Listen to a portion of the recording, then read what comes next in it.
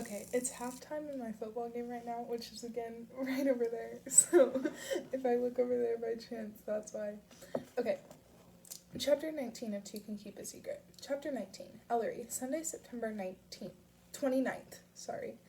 I can't sit still. I paced through Nana's house all afternoon, picking things up and then putting them down.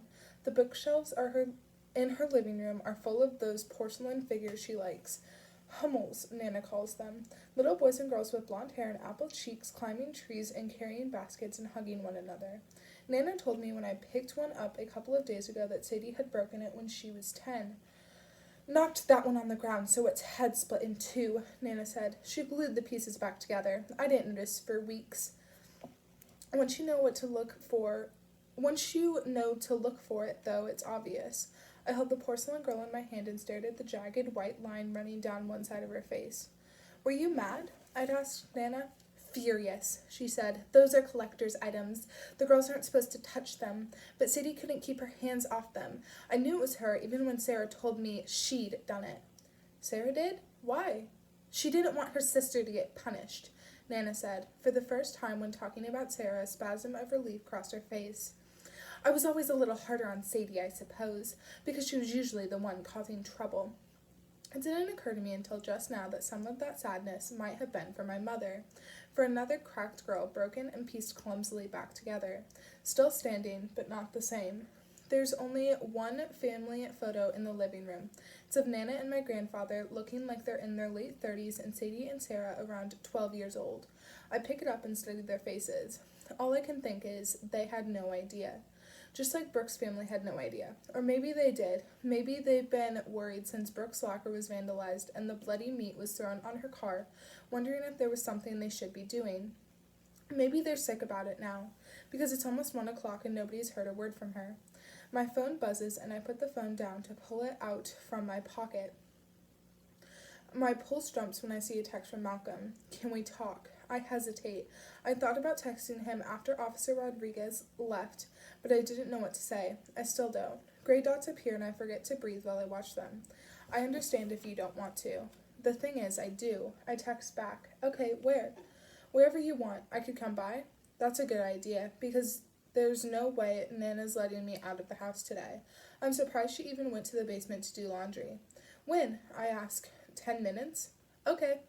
I go upstairs and knock on Ezra's bedroom door. He doesn't answer, probably because he's blasting music with his headphones on. It's his go-to escape whenever he's worried. I twist the knob and push open the door, and sure enough, he's at his desk with a pair of bows clamped firmly over his ears, staring at his laptop. He jumps when I tap on his shoulder. Malcolm's coming over, I say once he's pulled off the headphones. He is? Why? He didn't say exactly, but I assume, he wants to talk about Brooke and maybe. I think about a second message. I understand if you don't want to. Maybe explain what happened after he dropped us off. We know what happened, Ezra says. We already heard a version of it from Nana, who heard it from Melanie, who probably heard it from Peter Nilsson, or one of those other people in Echo Ridge who seem to know everything as soon as it happens. Malcolm dropped Brooke off and she went inside. He frowns when I don't answer. What, do you not believe that? Ellery, come on, he's our friend. Who we've known for a month, I say, and the first time I met him, he was holding a can of spray paint at Lacey's fundraiser. Ezra's mouth opens, but I plow ahead before he can interrupt. Look, all I'm saying is that it's not unreasonable to question him right now. Do you question him? Ezra asks. I hesitate. I don't want to. I've never seen Malcolm be anything but kind, even when he was frustrated. Not to mention he spent the past 5 years in the shadow of Declan Kelly, murder suspect. Even if he was the sort of person who wanted to hurt Brooke, he's not an idiot. He wouldn't put himself in a Declan-like situation before doing it, unless it wasn't premeditated. God, it's exhausting thinking this way. Ezra is lucky he hasn't read as many true crime books as I have. I can't shut them out. He shakes his head at me, looking disappointed but not particularly surprised. This is exactly what we don't need right now, Elle. Wild theories to distract people from what's really going on. Which is? He rubs a hand over his face. Hell if I know, but I don't think it involves our friend just because he was in the wrong place at the wrong time. I twist my hands and tap my foot. I still can't stop moving. I'm going to wait outside. You coming? Yeah, Ezra says, pulling his headphones from around his neck and dropping them on the cluttered desk. He's done more to personalize his room than I have, covering the walls with pictures from our last school and posters of his favorite bands. It looks like a teenager's room, while mine still looks like a guest room. I don't know what I'm waiting for. Some feeling like I belong here, maybe. We go downstairs and outside to Nana's front porch, settling ourselves on the bench beside the door. We haven't been there more than a couple of minutes when Mrs. Nelson's car pulls into our driveway. Malcolm gets out and lifts his hand in an anemic wave, then makes his way up the lawn to us. There's room for one more on our bench, but Malcolm doesn't. Sorry, they're about to score. Okay, but Malcolm doesn't sit there. He leans against the porch railing facing us and shoves his hands into his pockets. I don't know where to look, so I pick a spot over his shoulder. Hey guys, he says quietly. How are you holding up, Mel? Ezra asks. I steal a glance at Malcolm as the tense lines of his face briefly relax. It means the world to him, I realize, that Ezra greeted him like normal. Been better, he says. I just wanted to tell you. He's looking at me as if he knows Ezra never had a second's doubt. I wanted you to hear from me what I told Officer McNulty, that I saw Brooke get home safely.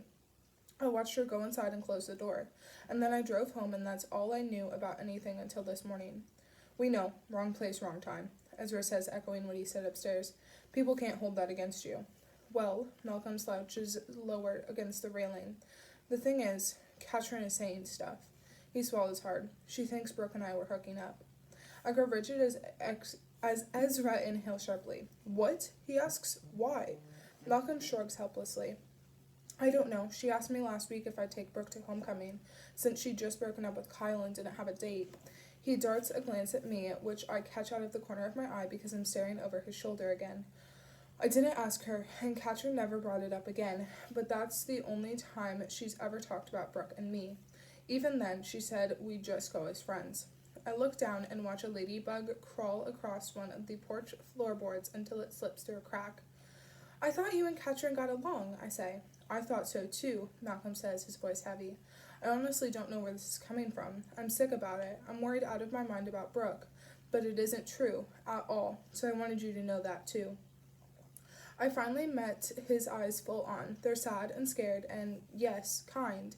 In that moment, I choose to believe he's not a Kelly boy with a temper or someone with opportunity and motive or the quiet kind you'd never suspect. I choose to believe he's the person he's always shown himself to be. I choose to trust him.